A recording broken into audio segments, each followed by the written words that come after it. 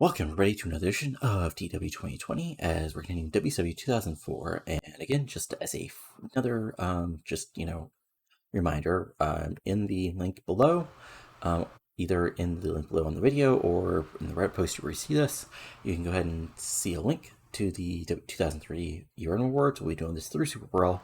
At Superbrawl, I'll basically be going over the results and all the other fun stuff. But yeah, go ahead, do that, put things through, and then I'll go over the results. There's lots of close races. No real, no real word that's completely out of the range of possibility for somebody else to win. So that's fun. That there's actually some varied views, which means at least I got a couple of people over, at least in the eyes of some people who are making decisions.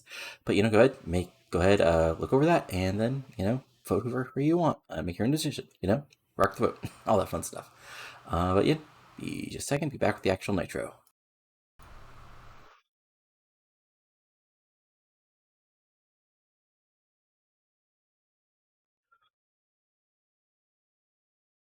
Wait. So, if you just notice my confusion there, what happened was, I did the pre-show matches like you saw, and then what happened was that I thought I unpaused when I actually started the show, and basically I didn't. So you missed the first angle and the first match. So I'll go over basically everything that happened. As we go over this as well. So what happens is basically Horsemen open the show. They go to the fact they're still the greatest group in professional wrestling, even though they had some losses. And Jordan's done. Canyon says nobody's better than Canyon. Flair reminds everybody none of forever, and so the Horsemen. And then they call basically any four people in the back who don't already have a match tonight. And to prove that the Horsemen are the greatest group, we come back from commercial, and in that ring is Jeff Hardy, AJ Styles, Jack Evans, and Alex Wright. They have a match, and in about 14 minutes, what happens is basically, there's an 8-man wild, breakdown, as all matches break down to, and Canyon, is discombobulated after hitting a big move from somebody, and he actually hits, Jarrett comes from behind, and Canyon thinks it's somebody from the other team, hits the Canyon cutter on him, Alex Wright drop kicks Canyon out of the ring, or something or throws him out of the ring. AJ Styles nails Jarrett with the Style Clash and gets a huge win over the Horsemen. So, and the opening segment got an 88. The match itself got a 74. And then what happens is basically, Horsemen are arguing. Jared is pushing Canyon, saying, "You always want to be the man. This is your damn fault." Canyon says, he was confused. I'm sorry. It was a momentary lapse. Flair tries to get Steiner, and that leads Douglas to come over and step between Flair, and everybody begins arguing, and then Jared and Douglas, basically both decide to walk out, on Flair and Canyon. Flair and Canyon looks confused, and as I said, this is a 70, basically because it was a short 3-minute segment. And yeah, sorry that I screwed up the beginning of the angle here, but what can you do?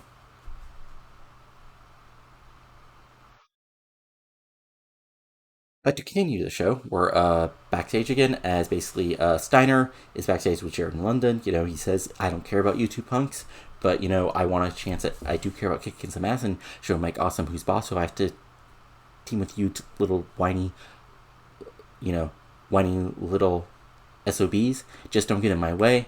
Well, I take care of business in the 6-man later on." Steiner walks out, and Jett London sort of shrugs it, okay. Because again, Steiner's a babyface because he wants to fight Mike Awesome, but he's not an actual babyface. He's still a giant, steroid-addled asshole. But the fans like him at the moment. This gets to 72 because it was, again, sort of a quick backstage segment. As we go on to our next match, as in a bout that is really, really good, actually. And about that decent reaction crowd with subpar wrestling, Jamie Knoble submits Yang in 601 by submission with a guillotine choke. This gets a 79. I mean, that's a lot better than I thought it was going to be. Knoble gets a 74. Yang gets a 50. So, back and forth match, but Knoble kind of dominates near the end. And he actually taps out his former tag team partner pretty easily. Ebony Sable doesn't even get involved. And yeah, that's basically it. Knoble gets the win. Then he cuts it in-ring, promo with Ebony Sable in his background. That he basically obviously deserves a rematch as the greatest cruiserweight in World Championship Wrestling. And, if Liger, gets a rematch with him, he'll tap him out and send him back to eat some sushi and drink some sake in Japan, while a true American is a cruiserweight champion.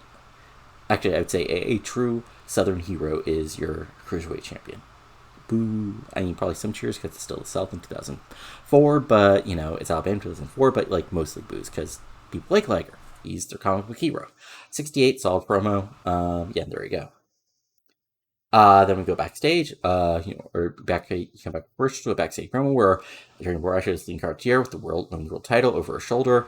She puts over her title. She's ready to face any challenger, whoever they be, but she's proud to be a champion for these, for the fans and show them what truly great women's professional wrestling is all about. 58, solid promo. Cartier isn't great on the mic yet, but she's getting there. Perfectly solid stuff. Then in a decent match, Kaz, fresh off defeating Jeff Hardy with help from Lestat, defeats Air Paris in 6:53 by submission with a Kaz mission. 61, again, same basic match as the Jamie Knoble match. Knoble, Paris tries to fly. Kaz, just drills him with kicks and quick suplexes, and even Kaz is just, a little bit better and locks one half of a former tag team champions in the Kaz mission and gets the tap out win. But unlike Knoble, Kaz keeps hold on, and of all people, Ray Jr. Makes a save, basically breaks apart from Air Paris, as, Kaz points at Ray Jr., making title belt motions, while Ray Jr., basically helps Air Paris up, and this gets a 72. So good stuff, as, Kaz looks like a world beater, and Ray Jr. is, of course, a very valiant babyface who does the right thing because he's Rey Mysterio Jr. Then, oh, wow, okay, this is actually a really good promo. So, Booker, fresh, off turning on, walking away from RVD at Showdown in the Sun. He wasn't on the show because, obviously this promo would not work as well with the Mexican audience as in front of a, American audience. So, Booker comes out and says, before I begin, I want to remind you of who I am. I was part of the greatest tag team in WCW history. I was a five-time world champion. But does that give me any respect? No. I stayed in this promotion after everything that happened. I went through the worst. I had to go back in my damn fatigues, but I'm still here. Because I love WCW. I love this business. I love this company. And I thought the fans loved me. But look what's happened the past year. Deadpool ruined my world title match. Do I get a rematch? No, I don't. Of course. Vampire actually wins the title over Goldberg. Do I get a shot to get some for revenge? Of course I don't. But I still fight Deadpool because they're bastards. And I still think they're bastards. So, I help win Fall Brawl. I defeat the Deadpool. I make people tap damn out, sucker. Do I get a reward? No, my reward is getting screwed over again by WCW officials and continuing to fight the Deadpool while other people who just show up get a world title shot. The worst part? No, the worst part, because, I assume World Championship Wrestling is going to screw over somebody like me. Worst part is Rob Van Dam pretends to be my friend, pretends to be my cool bro, all while aiming to be the champion himself eventually. And the reality is, I was blind to all this. So I thought I was fighting for the fans. I thought I was fighting for WCW, my queen, Charmel. She reminded me of all this. But I'm a good man. So I was going to give that second one more shot. And then, hopefully with him, we're going to win the World Tag Team titles. And I'd be able to get a victory. But I realized it was time for Booker to fight for Booker. To become a 6-time world champion, one way or the other. And I have to go through Rob Van Dam. Sorry, Secca, but that's just business. Boo. Big heel respect, 100. Great. Actually, a great segment. I did not expect this to get 100, but great stuff. So we come back from commercials. Flair and Kenyon are backstage. Basically, Bischoff, Flair, basically goes, Bischoff says, we've never been friends, but we want to, figure out what's going on with Jared and Douglas. Bishop, that's true. We've never been friends, but, Horsemen draw money, so I want you guys to, get along. He talked to Jared and Douglas. They said they want to clear the air, so just, get back to the ring once the main event is over, and they've got a message for you, so I don't know. That's what they said. I don't know if I'm just trying to keep this chaos under control. Flair says, you better not be screwing me over. Bischoff says, I just talked to them, okay? I've got business to do. I got matches to sign. I got people complaining about everything, as always, okay? Kenny just sort of nods and walks away with Flair as we move forward to our next match, which is the 6-man we were talking about earlier, which gets a 81, which is actually better than expected. And it's about that great wrestling and good heat. Scott Steiner, Jason Jett, and Paul London defeated the Triumvirate of Billy Kidman, Lance Storm, and Mike Awesome in 10:45 when Paul London pinned Lance Storm with London Calling. So again, Bath or 6-man. Steiner an awesome brawl. Steiner probably hits some big moves on Storm Kidman. Storm and Kidman cheats. There's probably a long heat segment on Jett. Well, long as you can have a 10-minute match. But again, hot tag. Everything goes crazy. Paul London, is able to go up top, hit Lance Storm with the London Calling Shooting Star Press. Hit the 1, 2, 3 into the big victory for the baby faces. This gets an 81. Paul London gets an 82 because he's really good. Jason Jett gets a 69. Steiner gets an 83. Mike Awesome gets an 83. Lance Storm gets an 81. And Kidman ridiculously gets a 90. So again, really good stuff, really good upper mid-card tag team match. Just wild stuff going on. But again, the babyfaces get a measure of victory over the Triumvirate. And babyfaces celebrate, post-match, get to 69 in a quick 1-minute segment, which really is Jett London, raising their hands, and Steiner, pacing and sort of just nodding at the other two, smaller babyfaces before walking to the back. Again, good stuff, 69. Then we have a quick promo with O'Haire and Palumbo with Jeremy Borash. As we're facing Mesias Morningstar in the main event tonight, and there's lots of other crazy stuff going on at the moment. We're focused on those two men because they're two men who have screwed us over. Palumbo says, Morningstar caused me to lose at when I could have got a chance to win the number one contendership at Showdown in the Sun, and more importantly, he helped screw over my brother Sean.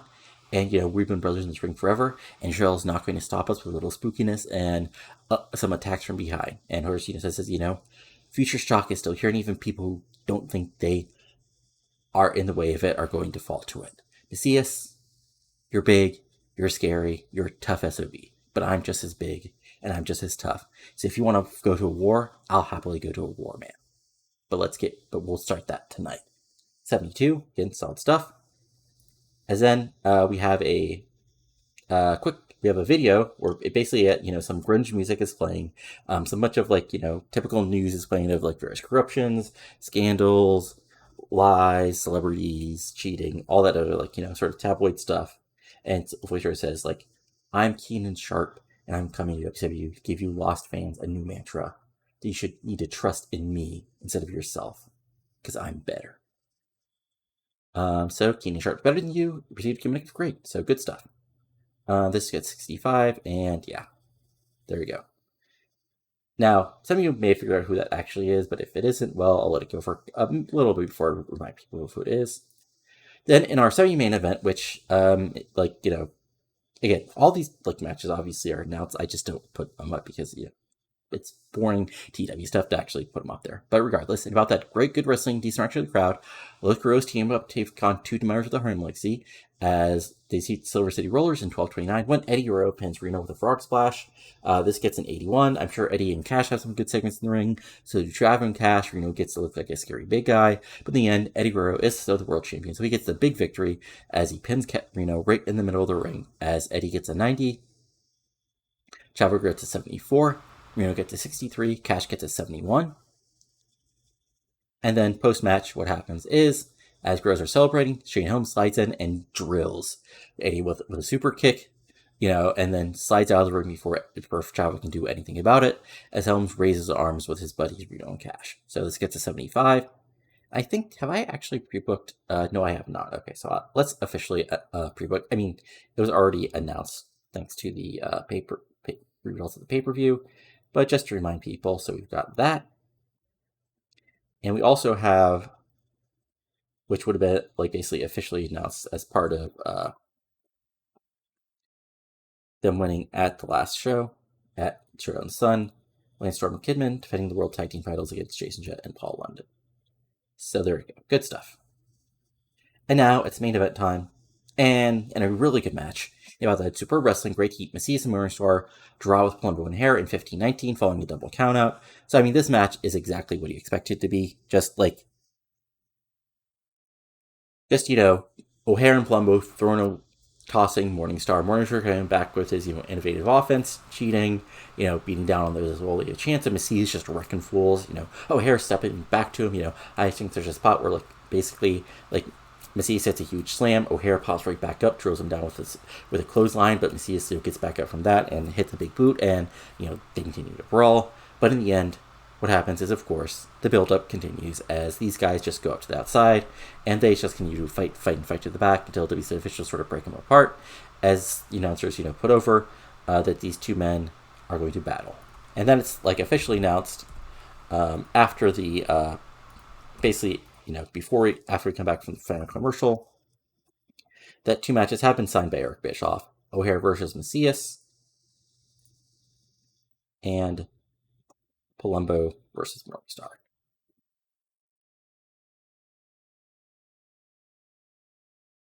And like I said, the match itself gets an 85, Morningstar gets an 84, Mesias gets an 87, O'Haire gets an 87, and Chuck Palumbo gets an 86. So what happens next after we come back from commercial, Flair and Kanyon come out, and then out of nowhere, Jared and Douglas come up from basically like the ringside onto like the ramp and just beat the crap out of Flair and Kanyon. Like, they beat him down on the ramp, they bring him down into the ring, and they just destroy Flair and Kanyon. Jarrett is still like wearing his Horseman shirt, but he rips it off him, throws it down on Flair. Douglas kicks the crap out of Kanyon and says, "Who's better now?" And then they walk away as Flair and Kanyon are just left lying. And it looks like the Horsemen are done. So we'll turn both of these guys babyface, and we finish the show out with an 88. So actually a really good show. Booker, I think if you've been paying attention, you probably could have figured out something like this was coming. The Horsemen have been an important part of this save since basically, not quite the beginning, but near the end. Well, no, actually it's been the beginning, because they basically reformed at that Starcade, at that first. Now I even forget, did I show you the first Friday video, or did I start with 2002? I'm actually completely blanking now. Regardless of what actually happened, they've been one of the top heel groups since the beginning. But honestly, at this point, Kanyon, I know, would be getting support from the crowd just because he's a cool heel. Ric Flair, and honestly, the Horsemen don't have that much to do. They feuded with all the top baby faces. They've had the big tag title feuds. Kanyon has had his world title feuds, and Flair's still Flair. So there you go.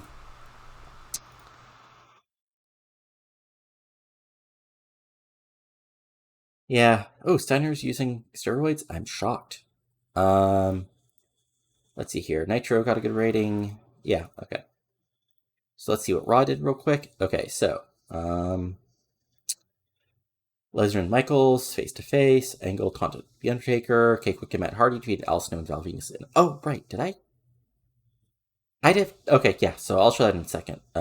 Kane defeated Matt Classic. Big Show defeated Leviathan. Kurt Angle defeated Jett London in 93. Benoit, Triple H, and Brock Lesnar. That's sure. Team defeated Richards, Hall, and Regal in 100. Okay, sure. That would totally be 100. And Undertaker and Austin defeated Chris Jericho and Kevin Nash in 99. Yeah, that's the other thing I wanted to show you guys is, of course, WWE had the Royal Rumble. So let's go over that real quick. So we had D-Lo and Blue Boy defeated Matt Classic and Leviathan in 55.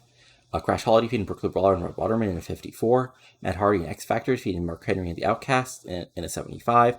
Molly Holly defeated Terry for the Women's World Title. Trish Stratus defeating Jackie Gata in 82. Kurt Angle winning the Royal Rumble. And Brock Lesnar retaining the title against Austin in a cell match, which got a 99. So, yeah, the reason for sort of the wackier match at the undercard is I don't think the AI can book people in the Royal Rumble and on the undercard, so there you go. But yeah, solid show for them. And also, WWE officially is now under Ruthless Aggression instead of the early 2000s Crash TV style of stuff. And one other thing is, of course, we had a Saturday night, basically because, we were in Mexico and sort of the post, I didn't want to, because of the weird way the schedules were, I didn't want to do only 2 shows in Mexico or move them quickly to the next show. So here we go. So for that, we had Roman Legion wanting a 6-man match. Amboni and Lexi James defeated Fabi Apache and Mary Apache for Mexico. Elo Skipper defeating Teddy Hart in a 51. Monty Brown defeated Sabu in a 25. And I'll come back to some news about that in a second. And in the main event, Roman Legion defeated La Parca, Yang, and Blitzberg in a 53. Then we had a post-show match just because it was an hour show. So one other thing is, thanks to that Monty Brown match, Monty got a minor staph infection, and he'll be out for 23 days. So, it's unfortunate, but what can you do? But yeah, and then as a quick check, storyline wise, we've got Booker RVD at a 96, so that's good. Darkness Evolving at an 85. Horsemen and Mesias at a 77. The tag title feud at a 79. Steiner versus Triumvarate at an 80. Tag Wars at a 73. Helms Eddie at an 88. And women's title at a 61. So there you go. I think it's been a solid show. Unfortunately, again, sorry about the wackiness where I missed the beginning of the show. Hopefully my explanation makes sense. It wasn't that much different than what I actually said. Yeah. So, but if that's it, I hope you enjoyed this sort of weird video. And again, click the link to, vote in the Year-End Awards and, just vote for whoever you want, and I enjoyed seeing what responses have come through so far. But that's it. So if you enjoyed this, go ahead and give this a like, comment below on what you're enjoying and not enjoying, and subscribe to your channel for lots of TEW 2020 content, including this series, my WWE 2013 series, where the random number trainer gave me some goals, my MLW 2005 series, and my WCW 1994 series, no Eric Bischoff. But that's it for now. So talk to you later, and adios. Have a good one.